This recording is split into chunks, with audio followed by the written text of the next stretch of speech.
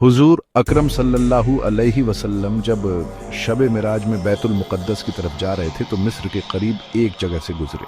उस वक्त उन्हें एक बहुत ही अच्छी और ज़बरदस्त खुशबू महसूस हुई। आप सल्लल्लाहु अलैहि वसल्लम ने हज़रत जिब्राइल अलैहिस्सलाम से पूछा कि ये खुशबू कैसी है। जवाब मिला कि ये खुशबू फ़िरौन की बेटी की बांदी मश्ता और उसकी औलाद की कब्र से आ रही है। फिर हज़रत जिब्राइल अलैहिस्सलाम ने उसका किस्सा सुनाया कि मश्ता फ़िरौन की बेटी की काम करने वाली थी और वो चोरी छिपे इस्लाम कबूल कर चुकी थी। एक दिन जब वो फ़िरौन की लड़की के बाल बना रही थी तो उसके हाथ से अचानक कंघी गिर गई। जैसे ही वो उसे उठाने लगी उसकी ज़बान से अपने आप बिस्मिल्लाह निकल गया। इस पर शहजादी ने हैरानी से कहा कि तुमने आज अजीब बात बोली है। मालिक तो मेरे बाप फ़िरौन ही हैं, तो फिर तुमने ये किसका नाम लिया है? उसने जवाब दिया, फ़िरौन।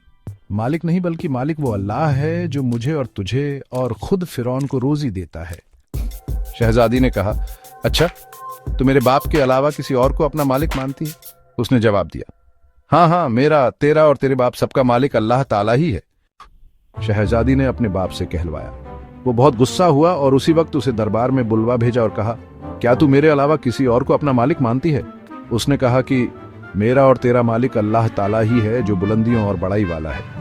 फ़िरौन ने उसी वक्त हुक्म दिया कि तांबे की जो गाय बनी हुई है उसको खूब गर्म किया जाए और जब बिल्कुल आग जैसी हो जाए तो उसके बच्चों को एक एक करके उसमें डाल दिया जाए।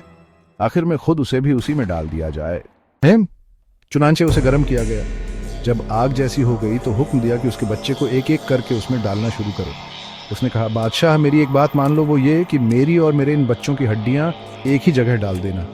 उसने कहा, अच्छा, तेरे कुछ हक हमारे जिम्मे हैं, इसलिए ये बात मान ली। उसकी दोनों बच्चियां उसकी आंखों के सामने उसमें डाल दी गईं और वो फौरन जलकर राख हो गए। फिर सबसे छोटे की बारी आई जो मां की छाती से लगा हुआ दूध पी रहा था। फ़िरौन के सिपाहियों ने उसे खींचा तो उस नेक औरत की आंखों तले अंधेरा छा गया। अल्लाह ताला ने उस बच्चे को उसी वक्त जबान दे दी और उसने जोर से कहा, अम्मा जान, अफसोस मत करो। अम्मा जान, जरा भी हिचकिचाओ मत, सही बात पर जान देना ही सबसे बड़ी नेकी है। चुनांचे उन्हें सब्र आ गया। उस बच्चे को भी आग में डाल दिया गया और आखिर में उनकी मां को भी उसी आग में जलाकर मार दिया।